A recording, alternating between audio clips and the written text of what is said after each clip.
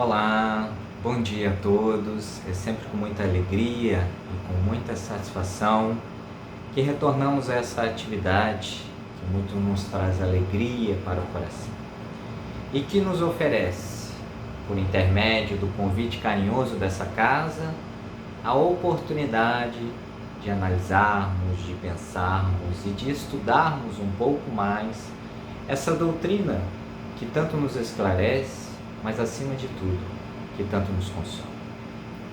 Vamos agradecer aos espíritos amigos a oportunidade que aqui recebemos. E vamos rogar também a esses queridos amigos que nos intuam, que nos sustentem, que nos conduzam na realização da atividade que nos propomos na manhã de hoje. Bem, na manhã de hoje, a casa nos convidou para falar de um item que está presente no Evangelho segundo o Espiritismo. Um item super importante, que também é alvo de algumas das questões do Livro dos Espíritos. Lembrando que o Evangelho segundo o Espiritismo é uma das obras da codificação. A sua origem está nas leis morais. Então, lá na terceira parte do Livro dos Espíritos, nós encontramos a partir da questão 614, as leis divinas ou naturais, as leis morais, e essas leis foram a base para a construção do Evangelho segundo o Espiritismo. É lá também que nós descobrimos que essas leis morais representam, em essência, um conjunto de deveres que temos para com Deus, para com o próximo e para comigo mesmo. É, portanto, dando conta destes deveres que nós progrediremos espiritualmente, assim como nos orienta a questão 132 do Livro dos Espíritos, que nos diz que o objetivo de nossa encarnação é o de progredir, é o de crescer espiritualmente. Com o cumprimento desses deveres, conquistaremos também a tão buscada, a tão sonhada felicidade, que nada mais é que uma consequência desse processo de crescimento espiritual. Afinal de contas, como nos esclarece a questão 614, a primeira das leis morais, só é infeliz um indivíduo que se afasta das leis de Deus. Então, essas leis morais dão origem ao Evangelho segundo o Espiritismo, e lá Kardec coloca, logo na introdução do Livro dos Espíritos, uma observação que nos é muito importante, pois ele nos diz que dentro deste livro encontraremos muito mais do que informações. O Evangelho segundo o Espiritismo é, acima de tudo, um código de conduta que dá conta de todas as situações de nossa vida pública e privada. É um código de conduta que nos ensina o que devemos fazer. E como nos esclarece Kardec, nos ensina o que devemos fazer em nossa vida pública e privada. E é lá, portanto, dentro do Evangelho segundo o Espiritismo, que encontramos no capítulo 7, Bem-aventurados os pobres de espírito, o tema da manhã de hoje. Lá no item 11, vamos encontrar o tema o orgulho e a humildade. Lembrando que o orgulho, juntamente com o egoísmo, assim como nos esclarece a questão 785, do Livro dos Espíritos, são os principais obstáculos ao progresso espiritual: o orgulho e o egoísmo.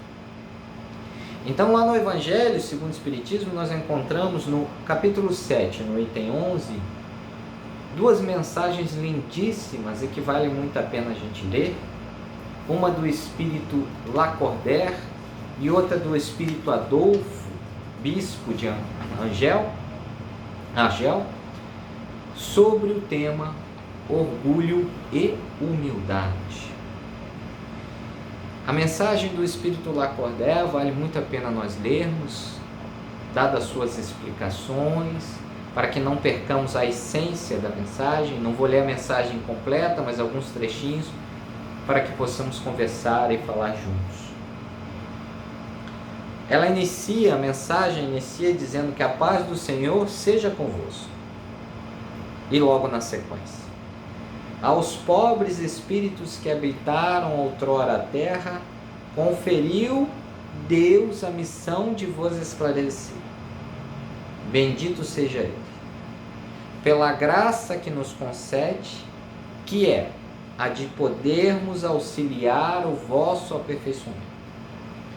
Que o Espírito Santo me ilumine e ajude a tornar compreensível a minha palavra, outorgando-me o favor de pô-la ao alcance de todos. Ó vós, encarnados, que vos achais em prova, e buscai a luz, que a vontade de Deus venha em meu auxílio para fazê-la brilhar aos vossos olhos. E na sequência o Espírito Lacordaire começa a falar do orgulho. Quando ele diz: o orgulho é terrível, terrível adversário da humildade. Se o Cristo prometia o reino dos céus aos mais pobres, é porque os grandes da terra imaginam que os títulos e as riquezas são recompensas deferidas aos seus méritos e se consideram de essência mais pura do que a do pobre. Julgam que os títulos e as riquezas que lhes são devidos, pelo que, quando Deus los retira, o acusam de injustiça. Ó cegueira! Pois então Deus vos distingue pelos corpos? Um envoltório do pobre não é o mesmo que o do rico? Terá o Criador feito duas espécies de homens? Tudo o que Deus faz é grande e sábio, e não lhe atribuais nunca as ideias de que vossos cérebros orgulhosos engendram. Rico, enquanto dormes sob dourados tetos ao abrigo do frio, ignoras que jazem sobre a palha milhares de irmãos teus que valem tanto quanto tu. Não é o teu igual o infeliz que passa fome? Ao ouvirdes isso, bem o sei, revolta-se o teu orgulho. Concordarás em dar-lhe uma esmola, mas que lhe apertam fraternalmente a mão? Nunca. Pois que, dirás, eu de sangue nobre, grande na terra, igual a esse miserável coberto de andrajos? Vã utopia.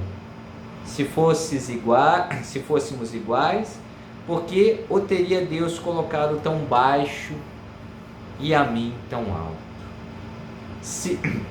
É exato que as vossas vestes não se assemelham, mas despido-vos ambos que diferença haverá entre vós? A nobreza do sangue dirás, a química, porém ainda nenhuma diferença descobriu entre o sangue de um grão-senhor e a de um plebeu. E nesse primeiro momento, nós já conseguimos identificar algumas questões importantes que merecem nossa atenção. Pois engana-se quem imagina que o orgulho tem uma relação tão somente com a posse, com as riquezas. Nós todos já sabemos e testemunhamos, tenho certeza que muitos casos de indivíduos cobertos de posses e que, entretanto, têm uma atitude humilde diante dos acontecimentos da vida e das situações que os cercam. O contrário também já ouvimos, de indivíduos que circulam em meios mais empobrecidos, mas que são e estão cercados de orgulho, de vaidade, e assumem muitas vezes posturas que nos causam até estranheza diante do cenário em que vivem. Engana-se, portanto, quem imagina que o orgulho seja somente uma chaga daqueles que têm posse.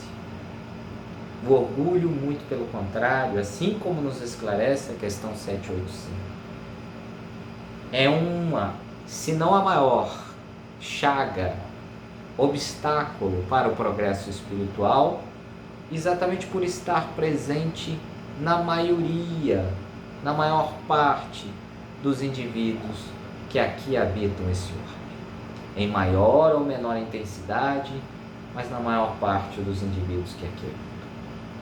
E este mesmo orgulho se manifesta de maneiras muito diferentes em cada uma das situações em que temos a oportunidade de testemunhar. Muitas vezes, quando numa brincadeira infantil, nós observamos duas crianças, quando uma vai até a outra para pedir para brincar e a outra diz que não, por um motivo qualquer, e quando esta mesma que disse não retorna até a primeira, depois de algum tempo, para pedir que a primeira volte a brincar com ela, e nós ouvimos de uma pequena criança dizendo: agora não quero mais.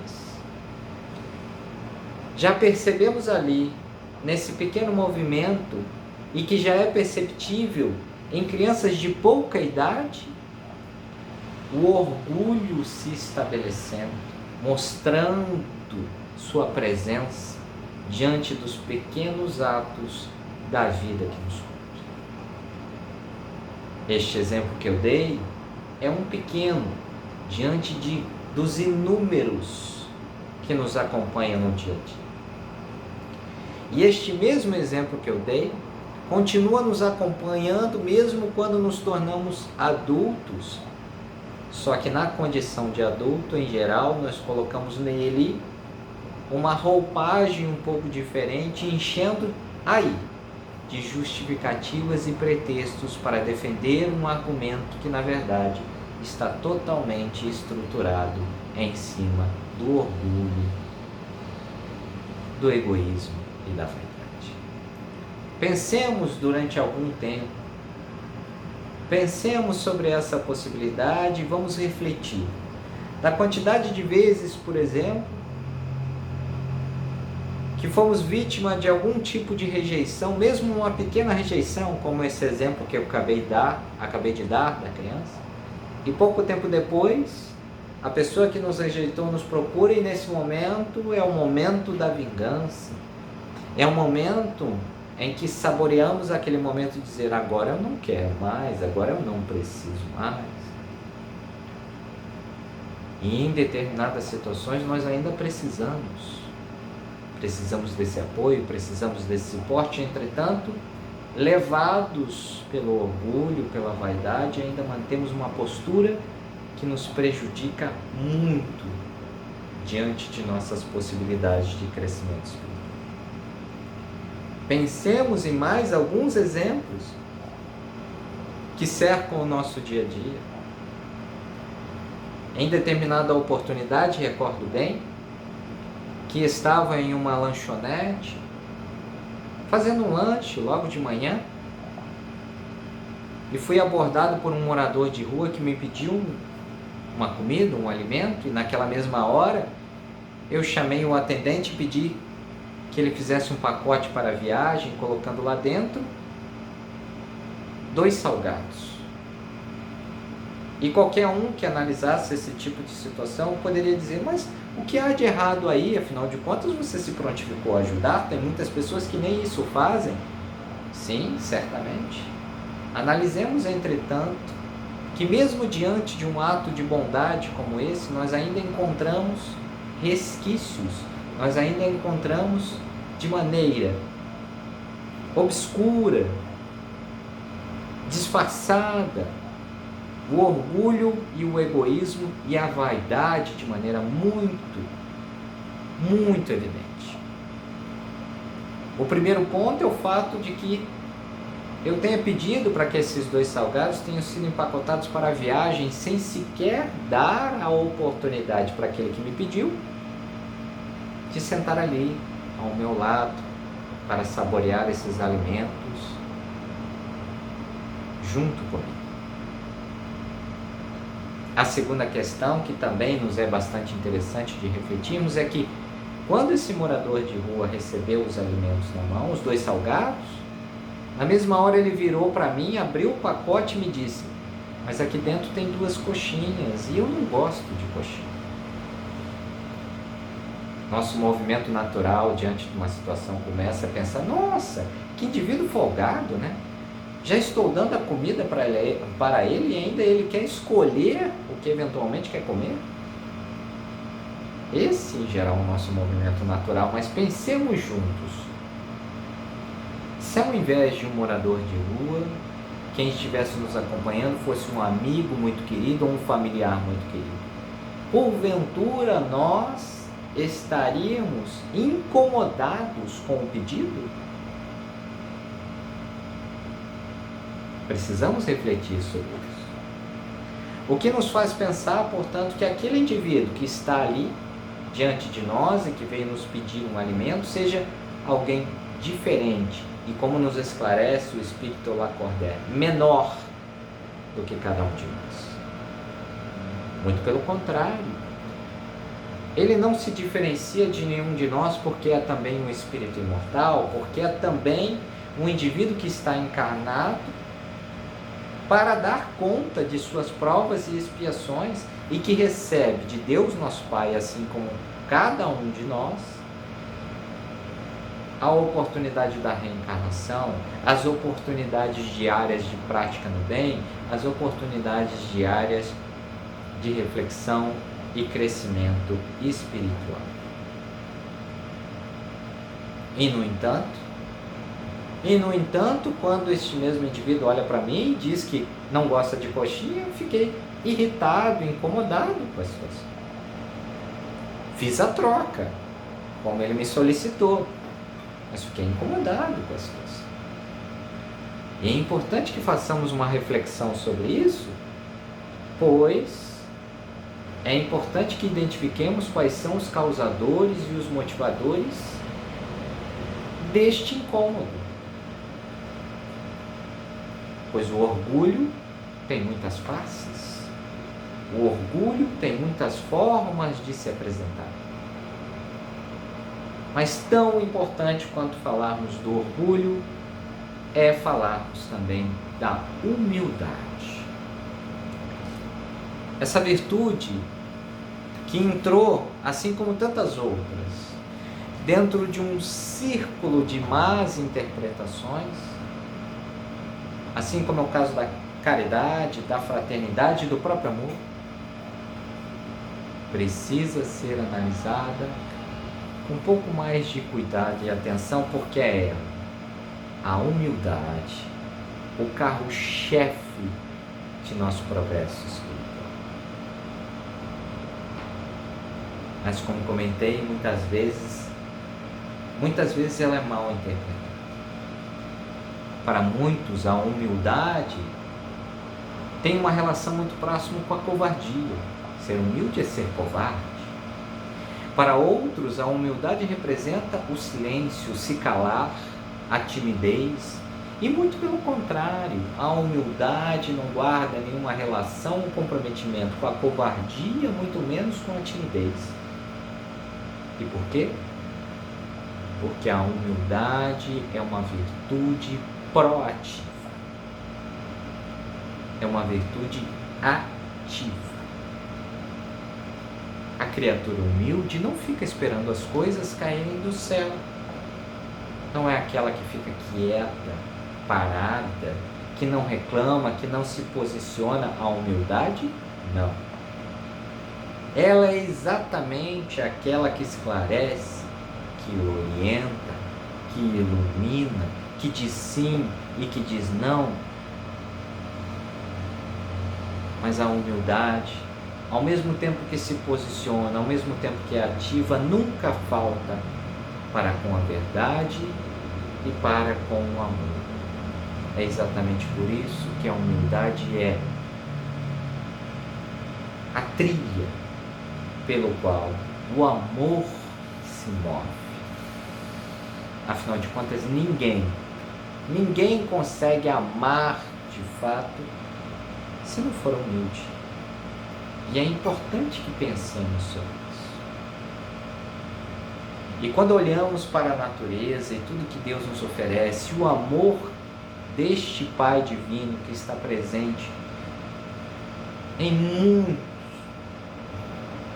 tudo que vemos e nos cerca.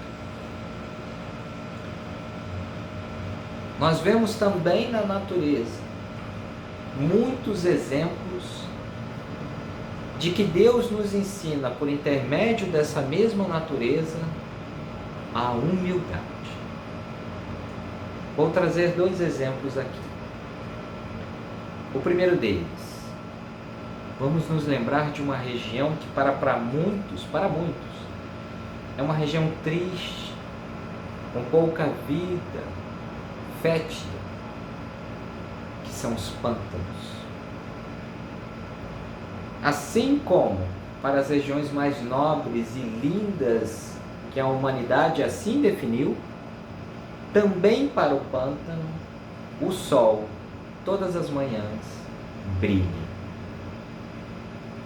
E pelos seus raios, o sol drena esse pântano, permitindo que em sua superfície nasçam flores, permitindo que em sua superfície caminhem os homens.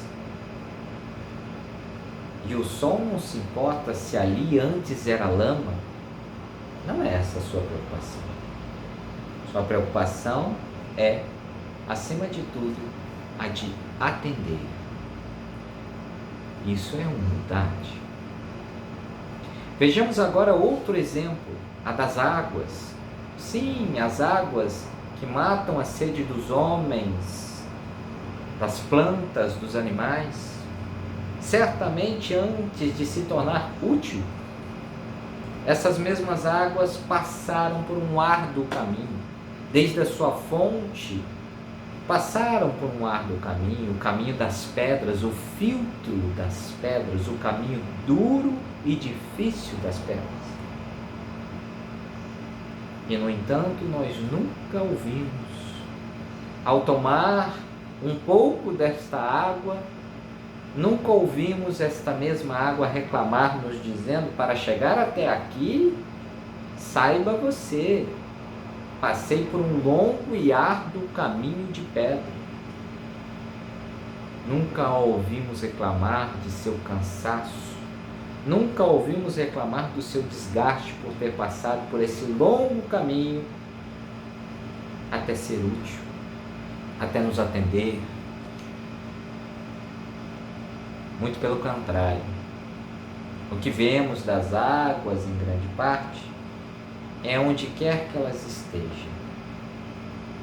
Elas sempre vão nos refrescar, vão nos hidratar e vão nos encantar com a sua suave e magnífica canção que podemos ouvir em suas mais magníficas quedas.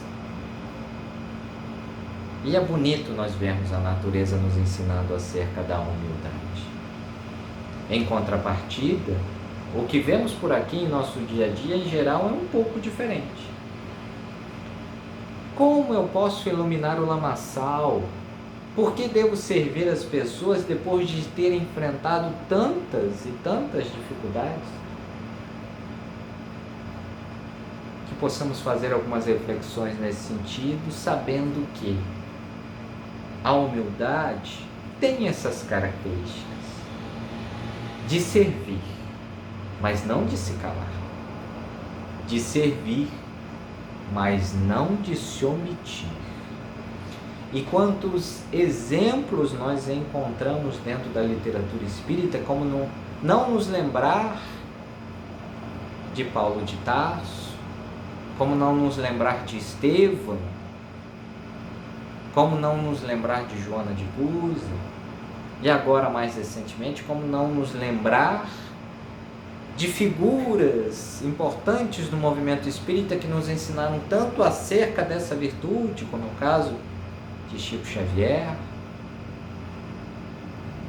Mas nos lembremos também das lições do Mestre Jesus, aquele que é o nosso principal e mais importante referencial de conduta.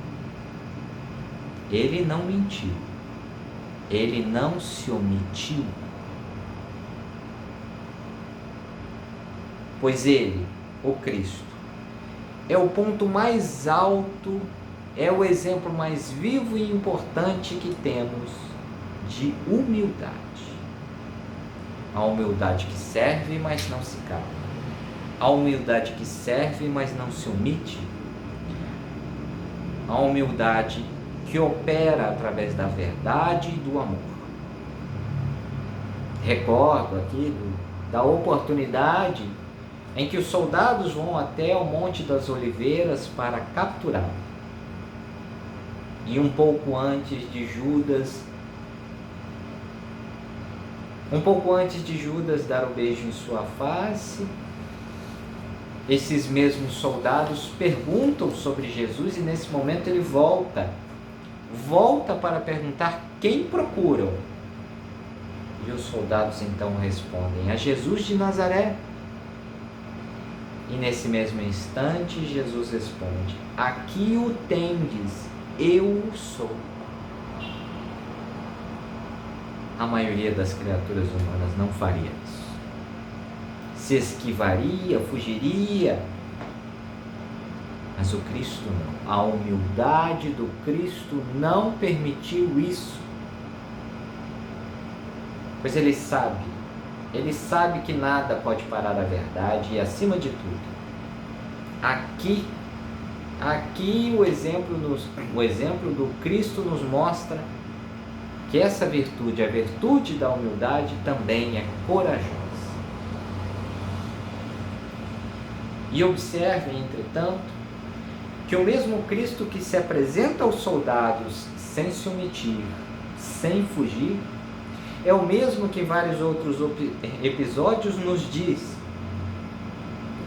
vós me chamais de mestre e senhor, e dizeis bem, porque eu o sou. Se reconhecendo, portanto, como tal. E falamos de alguns exemplos, se reconhecendo como tal, não fugindo, não se omitindo, baseando, portanto, a sua virtude na verdade e no amor. E, no entanto, quando nós observamos aqui em nosso dia a dia, em geral, não em todos os casos, evidentemente, observamos um cenário completamente diferente. Quantas pessoas se mascaram, como dissemos, atrás de uma imagem de falsa humildade, pois, em essência, tem orgulho da própria humildade. Podemos dar um exemplo simples. Quantas pessoas conhecemos, por exemplo, que fazem um bom prato de comida e quando recebem elogios sobre esse, dizem: não, quem diria, quem sou eu? Não fiz nada demais, não é necessário. Colocando-se, portanto, atrás de, muitas vezes, não todas, evidentemente, atrás da figura, da imagem da falsa humildade, sendo que, na verdade, estão gostando dos elogios que estão recebendo. E muitas vezes, em um caso como esse, bastaria apenas dizer muito obrigado, reconhecendo, portanto, o feito ali realizado. Nos lembremos do exemplo do Cristo. Bastava apenas dizer obrigado. Isto sim seria um gesto de humildade. Afinal de contas, qual é a costureira que não prepara uma roupa que tem a intenção de proteger, de bem vestir, de agradar? Qual é o cozinheiro que não prepara um prato de comida com a intenção de que aqueles que o consomem tenham alegria e satisfação? Então, por que não agradecer pelo elogio ali recebido? Afinal de contas, ali houve dedicação, houve empenho. Não é necessário se colocar atrás da falsa imagem da humildade. Como dissemos, bastaria agradecer.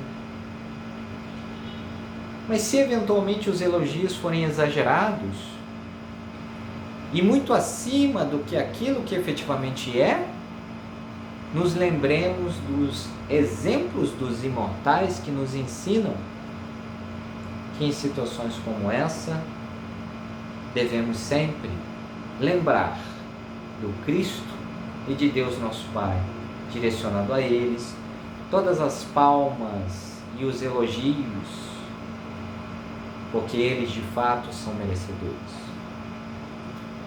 Não tendo assim que carregar o peso e o fardo de um elogio vazio. A humildade, portanto, nesse cenário que vimos até aqui, é acima de tudo uma atitude diante da vida. Afinal de contas, se pensarmos, toda criatura, por exemplo, que trabalha honestamente dia após dia para ganhar o pão que o alimenta e alimenta a sua família, é um indivíduo humilde.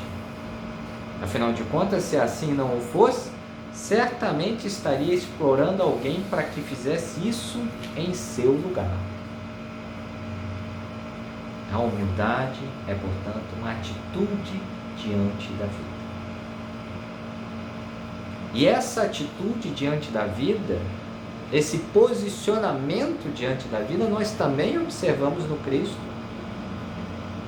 A sua humildade operando através da verdade, do amor, sem se omitir, sem fugir.